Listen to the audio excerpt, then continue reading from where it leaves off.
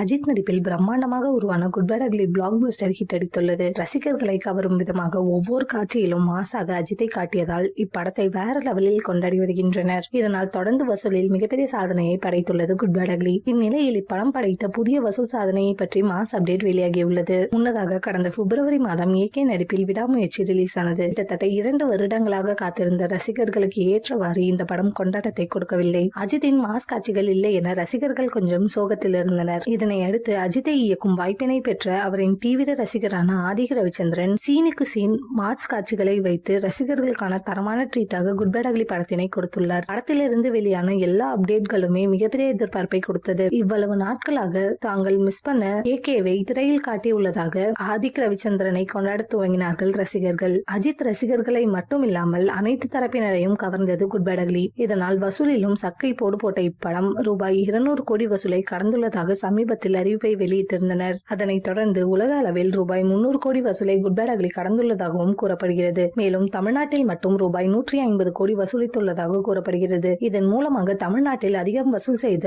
அஜித் படம் என்ற சாதனையையும் good bad ugly படைத்துள்ளது. இத்துடன் விரைவிலேயே ரூபாய் 350 கோடி வசூலை கடக்கும் எனவும் எதிர்பார்க்கப்படுகிறது. இந்த படம் வெற்றிகரமாக தொடர்ந்து திரையில் ஓடிக்கொண்டிருப்பதால் 400 அல்லது 500 கோடி வரை வசூலிக்க வாய்ப்பிருக்கிறதாம். இதனால் அஜித் திரைப்பயணத்தில் அதிக வசூலை குவித்த படமாக குட் பேட் அக்லி இடம் பிடித்திருக்கிறது. இதனிடையில் குட் பேட் அக்லி படத்தின் வெற்றியை தொடர்ந்து மீண்டும் ஆதிக் ரவிச்சந்திரன் இயக்கத்தில் ஏகே நடிக்க உள்ளதாக கூறப்படுகிறது.